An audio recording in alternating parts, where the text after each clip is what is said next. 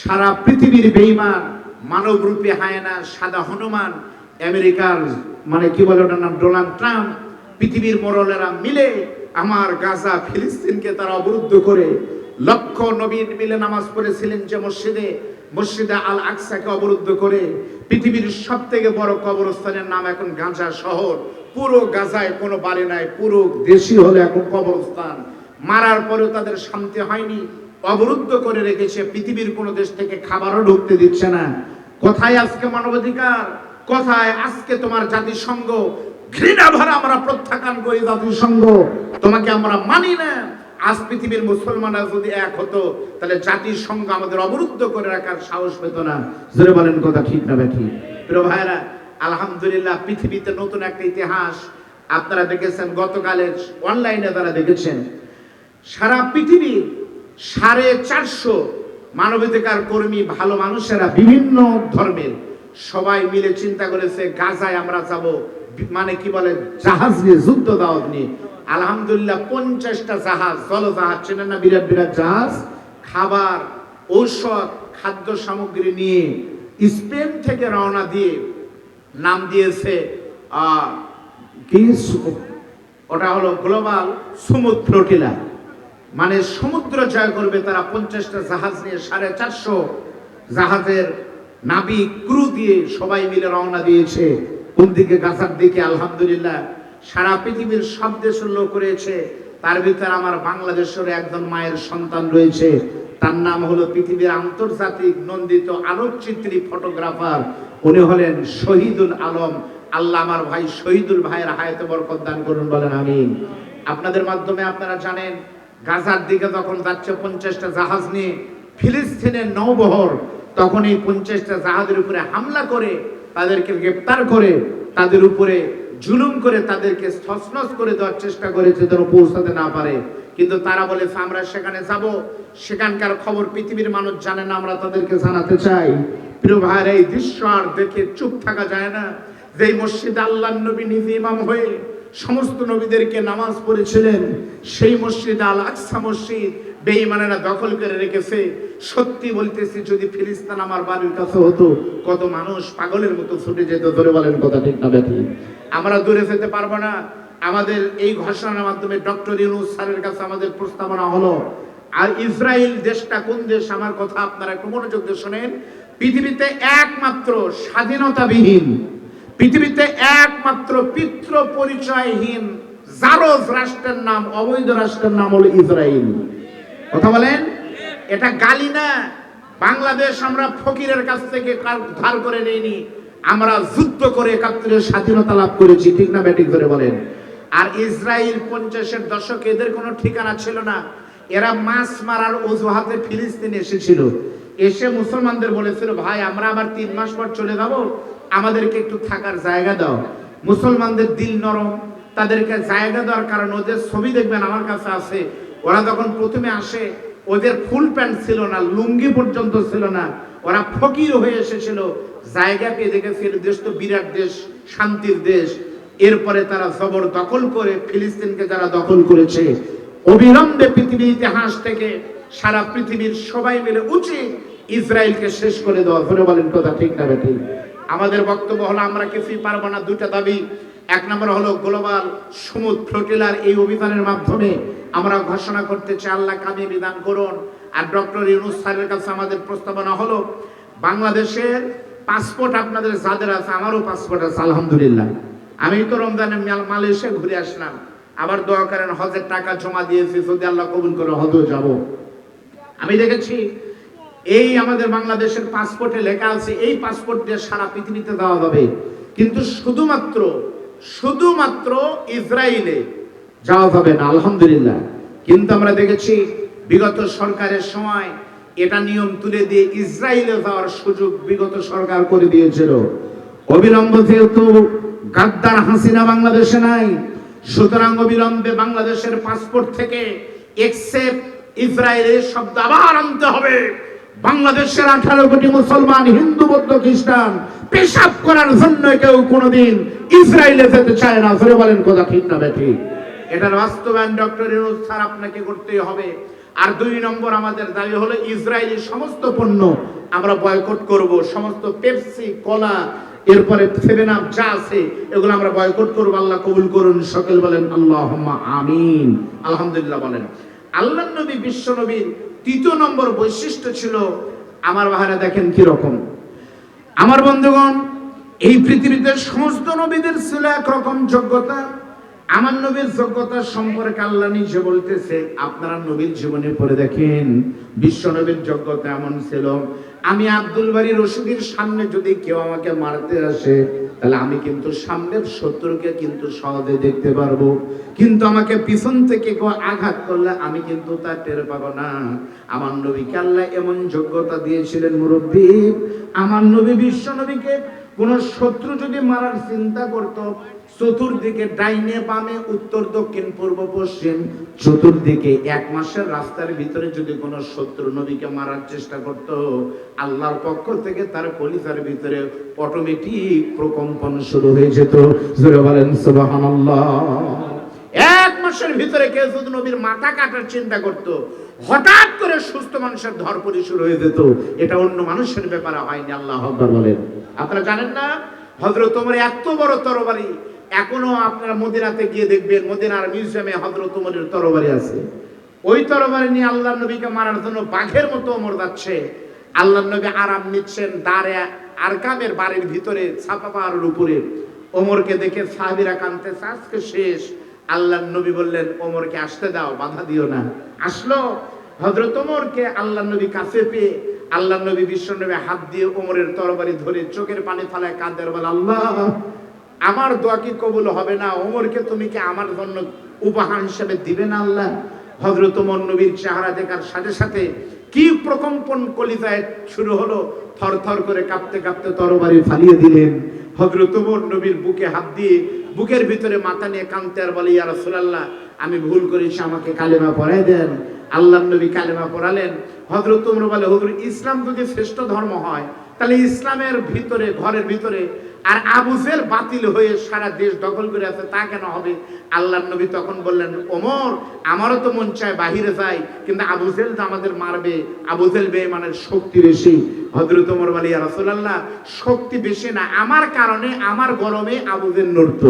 আমি ছিলাম আমি ওমর ছিলাম আবু জেহেলের প্রশাসন, আমি প্রশাসন আপনার পক্ষে হয়ে গেলাম, এখন আবু জেহেলের আর পাওয়ার নাই। আমরাও দেখেছি কি গরম। এই নামজ ইউনিয়নে, বুড়িগঞ্জ ইউনিয়নে দামগাড়াতে, আমার মনে আছে তখন বগুড়ার এসপি ছিলেন আপনার, ওই পরে ইয়েতে ছিলেন, ওনার নাম হলো, ঢাকায় ছিলেন একটা ইয়েতে, আসাদুজ্জামান এসপি। আসাদুজ্জামান এসপি এখানে এসে এই বুড়িগঞ্জে বলেছিল, আমার শ্বশুরের মাহফিল ছিল, আব্দুল বারী রশিদী মাহফিলে বক্তব্য দিলে তাকে গুলি করা হবে। আমাকে মাহফিলে সেই দিন উনি থাকা অবস্থায় বক্তব্য দিতে দেয়নি। সেখানকার এক সাংবাদিক ছিল বুড়িগঞ্জের, শাহী নাম, বাবা শাহী, এখন কোথায় আছে আমরা জানতে চাই। এই পরিস্থিতি ছিল। হযরত ওমর তখন বললেন, হুজুর, প্রশাসন আপনার দখলে, এখন আর ভয় নাই। আমরা দেখেছি প্রশাসন যখন জিরো টলারেন্স হয়ে গেল, ক্ষমতা শেষ, রান্না করা খাবার আল্লাহ বাতিলকে, জালেমকে খেতে দেয়নি, ইন্ডিয়ায় গিয়ে খেতে হয়েছে। জোরে বলেন, কথা ঠিক না ব্যাটি? হযরত ওমর তখন বলেন, হুজুর, স্লোগান হবে সামনে। আল্লাহর নবীকে সামনে দিয়ে হযরত ওমর বাগের মতো তাকবীর দিলেন। আবু জেহেল বের হয় দেখে ওমর নিজেই তাকবীর দিচ্ছে, তখন আবু জেহেল ফুঁস মেরে গেলেন। প্রিয় ভাইরা, ওই রকম আমাদের আওয়াজ জাগতে হবে। আল্লাহ দিনের জন্য আমাদের কবুল করুন, বলেন আমিন। আমার বন্ধুগণ, খেয়াল করেন, আমার নবী, আপনার নবী, বিশ্ব নবীর 4র্থ নম্বর যোগ্যতা ছিল যে অন্য নবীর নাই। এই পৃথিবীতে আল্লাহ কোন নবীকে বলেন নাই আমার নবী শেষ নবী, কিন্তু আমাদের নবী ছিলেন শেষ নবী। আমাদের নবীর উপরে কোন নবী আসবে? যেটা বলেন আসবে। মা কানা মুহাম্মাদুন আবা আহাদিন মির রিজালিকুম ওয়ালাকিন রাসূলুল্লাহি ওয়া খাতামান নবী। আল্লাহ কোরআনে বলছে, আমার নবী শেষ নবী, নবীর পরে নবী নাই। আর আমি আজ কবি অশ্বনে লাভ নাই, বাঘের মতো গর্জন দিয়ে আজ থেকে স্লোগান দেন, নবীর পরে নবী নাই। কাদিয়ানীরা কাফের, সংসদে এর আইন চাই। জোরে বলেন, কথা ঠিক না বেঠিক? বগুড়ার সেন্ট্রাল ঈদগাহ মাঠের পশ্চিম পাশে দেখবেন আহমাদিয়া মুসলিম জামাত লেখা আছে একটা ঘর বাড়ি, ওরা নাকি তাদের মসজিদ। মসজিদ যদি হয় তাহলে খুলে দেন, আমরা নামাজ পড়ি। ধরে বলেন ঠিক না ব্যাঠি? ওদের মসজিদ নামে ওটা উপাসনালয় করেছে, নাম দিয়েছে মুসলমান। এটা হতে পারে না। কাদিয়ানীরা বাংলাদেশে থাকবে, কোনো বাধা নাই। হিন্দু আছে বাধা নাই, খ্রিস্টান আছে বাধা নাই, সাঁওতাল আছে বাধা নাই, সবাই থাকবে বাধা নাই। তোমরা ঘোষণা দাও আমরা আলাদা ধর্ম, তোমরা থাকো, আমাদের সাথে তোমাদের দুশ্মনী নাই। কিন্তু আমরা মুসলমান, আমাদের নবী হলো গোলাম আহমদ কাদিয়ানী। এই ঘোষণা দিয়ে মুসলমানের বাংলাদেশে, শাহজালালের বাংলাদেশে, আল্লামা সাইদির বাংলাদেশে আর কোন কাদিয়ানীকে থাকতে দেওয়া হবে না। ধরে বলেন কথা ঠিক না?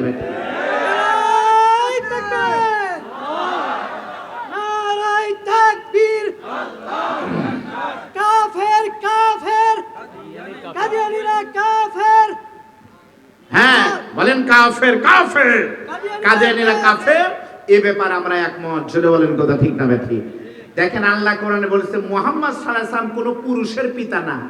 আলেম ওলামা আছেন মা কানা মুহাম্মদ, আল্লাহ না দিয়ে শুরু করলেন, মুহাম্মদ কোনো পুরুষের পিতা না। আচ্ছা বলেন তো আল্লাহর নবীর কি ছেলে ছিল না? মেয়ে ছিল না? মেয়ের নাম কি? জয়নব, রোকেয়া, উম্মে কুলসুম, ফাতেমা। ছেলের নাম কি? কসেম। তারপরে ইব্রাহিম। এই যে নাম আপনারা বলেন, তাহলে ছেলে বলে ছিল না। আল্লাহ বলতেছেন কোন পুরুষের পিতা না। তাফসীর কি বলে? প্রত্যেকটা তাফসীরের ব্যাখ্যা হলো আল্লাহর পুরুষ হতে গেলে, আচ্ছা বলেন তো 10 বছরের কোন বাচ্চা যদি মঞ্চে আসে তাহলে বলবেন এলে মুরব্বি বসেন, আপনারা তাই বলবেন? 10 বছরের ছেলেকে বলবেন এই বাবু সোনা বসো। ছেলে হওয়ার জন্য একটা বয়স লাগে, কিশোর, শিশু, তরুণ, যুবক, তারপরে হলো মুরব্বী পুরুষ। আল্লাহ পাক বলেন আমার নবীর যে কয়টা ছেলে ছিল, 4টা ছেলে, আমি একটাকেও বাঁচতে দেইনি। 2 কারণে। নবীকে যদি ছেলে না দিত, আবু জেহেল বলতো আল্লাহ যদি ভালোই বাসবে, আমার ছেলে আছে তোমার ছেলে হয় না কেন? সেজন্য আল্লাহকে দিলেন। আর কেড়ে নিলেন যেন করে পৃথিবীর মানুষ কেউ বুঝতে না পারে ইব্রাহিম নবীর ছেলে ইসহাক নবীর ছেলে ইব্রাহিম, ইব্রাহিম নবীর ছেলে নবী, তার ছেলে ওই নবী, ওই নবীর ছেলে ওই নবী, কেউ যেন না ভাবে তাহলে মুহাম্মদ সাল্লাল্লাহু আলাইহি সাল্লামের ছেলে কাসেম অথবা ইব্রাহিম হয়তো বা নবী হবে, সে সম্ভাবনা না রেখে অল্প বয়সে আল্লাহ সবগুলো শেষ করে দিয়ে প্রমাণ করলেন নবীর পরে নবী নাই। এখন আবার বলতেছি নবীর পরে নবী নাই। কাদিয়ানীরা কাফের, পার্লামেন্টে তার বিল চাই। জোরে বলেন কথা ঠিক না ব্যাঠি? এটা আমার নবীর যোগ্যতা। আমার বন্ধুগণ, এই পৃথিবীতে যত মানুষ, সমস্ত মানুষ হলো মানুষের নেতা। আমি আপনাদের সামনে কথা বলতেছি, আমি শিক্ষক। আমি আগামীকাল মাদ্রাসায় গেলে পরে আমি পড়াবো ফাজিল ক্লাসের ছাত্রছাত্রীদের। আমি কিন্তু শিক্ষক হিসাবে ছাত্রদের পড়াবো। আমার নবী আপনার নবী শুধুমাত্র কোনো পুরুষ অথবা মহিলা বা কোনো মানুষের নবী না, বরং আল্লাহ আমার নবীকে সারা পৃথিবীর সমস্ত প্রাণী, পক্ষী, সমস্ত কিছুর নবী বলেন। জোরে বলেন সুবহানাল্লাহ। আল্লাহ রাব্বুল আলামিন বলেন ওয়ামা আরসালনাকা ইল্লা রাহমাতাল লিল আলামিন। নবী আপনাকে জগৎ সমূহের নেতা বানালাম। আচ্ছা পৃথিবীর নেতা আল্লাহ তাই বলছে? আলেম ওলামা আছেন আলম 1 বছর, আর আলামিন জমার থেকে বহু বছর। সারা পৃথিবীর বাহিরেও ইউরেনাস, নেপচুন, প্লুটো কত কিছু রয়েছে, কসমোলজি পড়ে দেখেন। সারা পৃথিবীতে যেখানে আলহামদুলিল্লাহি রাব্বিল আলামিন, আমি রব, সেখানে ওমা আরসালনাকা ইল্লা রাহমাতাল লিল আলামিন। নবী আপনি সেখানকার পয়গম্বর। জোরে বলেন আল্লাহু আকবার। সারা পৃথিবীতে আল্লাহর নবী হলেন নেতা ছিল। আমাদের বাংলাদেশের সব জায়গায় নবী নেতা ছিল, শুধুমাত্র একটা এলাকায় নবীকে ঢুকতে দেওয়া হয়নি, সেটা হলো বাংলাদেশের পার্লামেন্টের ভিতরে। জোরে বলেন কথা ঠিক না ব্যাঠি? ইনশাআল্লাহ আগামীর পার্লামেন্ট হবে কোরআনের পার্লামেন্ট, ইসলামের পার্লামেন্ট, নবীর উম্মতদের পার্লামেন্ট। আল্লাহ কবুল করুন, বলেন আল্লাহুম্মা আমিন। এতদিন সংসদে কার্ল মার্কস, লেনিন, স্টালিন, অমক ভাই, তমক ভাই, অমক পিতা, জুতর পিতা, তাদের রেফারেন্স হয়েছে। আগামীর সংসদের এমপিরা ইনশাআল্লাহ কোরআন আর হাদিস থেকে কথা বলবে পার্লামেন্টে। তাদের ফেটে দেওয়ার আর কোনো সম্ভাবনা নাই। জগতের মতো ফাটা শেষ। জোরে বলেন কথা ঠিক না? নাকি ভাবতেছেন আসবে হুজুর, ভাবসা ভালো না, নভেম্বরে বলে আবার আপা আসবে। কারা কারা মনে করেন আসবে তারা একটু হাত তোলেন। কি বাবা সিং ঘাটা নাকি আরো আসবে? তাই এই মাল আর আসবে না। কি দাবি? ভারত বলতেছে 4টা জেলা আমাদের দেওয়া লাগবে, পার্বত্য অঞ্চল, কক্সবাজার, বান্দরবান, খাগড়াছড়ি, এটা বলে ভারতের দিয়ে দেওয়া লাগবে। কি দাবি? 5ই আগস্টের পরে দাবি করতেছে। আমরা তখন চিন্তা করলাম যে এই দাবি তো আগে ভারত কোনোদিন করেনি, এখন কেন করলো? পরে বুঝা গেল ভারত 5 তারিখের পরে দাবি করতেছে এই জন্য। তো এইরকম একটা খারাপ নিয়ে আমরা তোমাদের যৌতুক ছাড়া ভারতে রাখতে পারবো না, তোমরা হেলিকপ্টার করে পাঠিয়ে দেবে, এই জিনিসটা আমরা রাখবো, যৌতুক ছাড়া আমরা রাখবো না। আমাদের কথা হলো মেয়ে যদি ভালো হতো, যৌতুক কেন? বাবা মেয়ের জন্য কলিজা কেটে দিত, তাও রাজি থাকতো। কিন্তু আমাদের মেয়ের যে সাইজ বাবা, এই মেয়ের জন্য ওই ফুল শার্ট যেটা আছে নরেন্দ্র মোদী, ওটা হাফ শার্ট বানায় নেন। এই জিনিস আর আমরা বাংলাদেশে ফেরত চাই না, ওটাই একবারেই দিয়ে দিছি। জোরে বলেন কথা ঠিক না? আমার বন্ধুগণ খেয়াল করেন, আমাদের নবী কিন্তু শুধুমাত্র আবু বকর, ওমর, ওসমান আলীর নবী না, নবী আমার সমস্ত প্রাণীর নবী। হাদিস থেকে দুটি কথা বললে আপনারা সহজে বুঝবেন। হাদিস শরীফের ভিতরে আছে মদিনার এক আনসারী সাহাবীর খেজুর বাগান, সুন্দর বিশাল বড় বাগান। ওই খেজুর বাগানের ভিতরে আমার নবী, আপনার নবী, বিশ্ব নবী আরাম করতেছেন। এমন সময় সাহাবীরা খেয়াল করে দেখলো একটা উট আস্তে আস্তে আল্লাহর নবীর কাছে আসতেছে। উট বুঝেন আপনারা, উট আসতেছে আল্লাহর নবীর কাছে। যখন একটা উট আসে, সঙ্গে সঙ্গে সময় বলে 10টা নারে তাকবীর, প্রধান বক্তার আগমন, প্রধান বক্তার আগমন, লিল্লাহি তাকবীর, প্রধান বক্তার আগমন। আমি শেষ করতেছি আপনাদের সামনে। আবু বকর, ওমর দেখলেন একটা উট আসতেছে, সঙ্গে সঙ্গে উঠতে এসে আল্লাহর নবীর কানের কাছে মুখ দিয়ে কি যেন বললেন। সঙ্গে সঙ্গে উটটা কান্না করতেছে, আর নবীকে কি যেন বলতেছে। উট যখন চলে যায়, সাহাবীরা আল্লাহর নবীকে বলে, ওগো নবী, বুঝতে পারলাম না। আমি খেয়াল করে দেখলাম, আমরা দেখলাম একটা উট আপনার কানে কানে এসে কি যেন বলে কাঁদতেছে। কি বললো হুজুর জানতে চাই। নবী তখন বলতেছে, সাহাবীরা রে, এই উটটা একটা ইহুদির উট, আর ওই ইহুদি উটটাকে খাবার দেয় না, নির্যাতন করে। সেজন্য উটটা কানে কানে ইহুদি মালিকের বিরুদ্ধে আমার কাছে অভিযোগ করেছে। কারণ আমি নবী শুধুমাত্র মানুষের জন্য নয়, সারা পৃথিবীর সমস্ত প্রাণীর জন্য আমি নবী হলাম নেতা। জোরে বলেন সুবহানাল্লাহ। প্রিয় ভাইরা, সেই বিশ্ব নবীর আদর্শ আমরা মানতে রাজি আছি না? জোরে বলেন নাই। বিশ্বাস করেন, মনে করবেন না নবী নাই। 1 মিনিট বলে নবীর সিরাতের কথা শেষ করব। আমি দোয়া করে আল্লাহ আপনাদের প্রত্যেককেই মদিনার নববীতে 1 ওয়াক্ত নামাজ পড়ার জন্য মসজিদ নববীতে কবুল করুন, বলেন আমিন। মসজিদ নববীর ভিতরে আল্লাহর নবীর মেম্বারে যে মেহরাবে নবী আমার খুতবা দেয়, আপনারা জানেন এই মেহরাবের আগে ওখানে নবী আমার দাঁড়ায় খুতবা দিতেন একটা খেজুর গাছের সাথে। সেই খেজুরের গাছের নাম হলো উস্তুনে হান্নানা। সাহাবীরা নবীকে বলে ওই খেজুর গাছ বাদ দিয়ে সুন্দর দেখে একটা চেয়ার মেহরাব বানিয়ে দিলেন। আল্লাহর নবী সেই নতুন মেম্বারে দাঁড়িয়ে বসে বসে খুতবা দিচ্ছেন। সাহাবীরা খেয়াল করেন, নবীতে কান্নার আওয়াজ শোনা যায়। নবী বললেন যে কিসের কান্নার আওয়াজ? কেউ বুঝতে পারল না। নবী খেয়াল করে দেখে উস্তুনে হান্নানা নামক খেজুর গাছ, মোরা গাছ নবীর জন্য কাঁদতেছে। জোরে বলেন আল্লাহু আকবার। আমি আপনাদের কাছে সংক্ষিপ্ত সময় জানতে চাই, ওই নবীর জন্য হযরত বেলাল যদি নিজের জীবন জিব্বা পর্যন্ত দিতে পারে, খাব্বাব খুবাইব বিলাল দিতে পারে, হানজালা দিতে পারে, মহিলা সাহাবী হযরত সুমাইয়ার লজ্জাস্থানের ভিতরে বল্লম দিয়ে তাকে শাহাদাত বরণ করাতে পারে, ওই নবীর আদর্শ বাংলার মাটিতে কায়েম করার জন্য জেলখানার ভিতরে বিশ্ববরেণ্য মুফাসসির আল্লামা সাঈদী যদি দুকে দুকে জীবন দিতে পারে, সেই নবীর রেখে যে আদর্শ এই বাংলার বুকে কায়েম করার জন্য নিজের জীবন, জান, মাল, অর্থ দিয়ে সব কিছু করতে রাজি আছেন কারা কারা? আবেগে নয়, বাস্তবে যারা নবীকে ভালোবাসেন, সত্যি তারা দুটো হাত তুলে মদিনার কামলিওয়ালা পাগল নবীকে দেখায় দেন, আমরা নবীর সাথে এখনো আছে। আল্লাহ কবুল করুন, আমিন। বিল্লাহ তাকবীর। পুরো ভাইরা, কথা যদি সত্য হয়, এই বৃষ্টির দিন আপনি দৌড়ে ঘরে উঠে আপনার দুঃখিনী মা তো আর ঘরে ঢুকতে পারে না, অনেকের মা নাই বাবা নাই।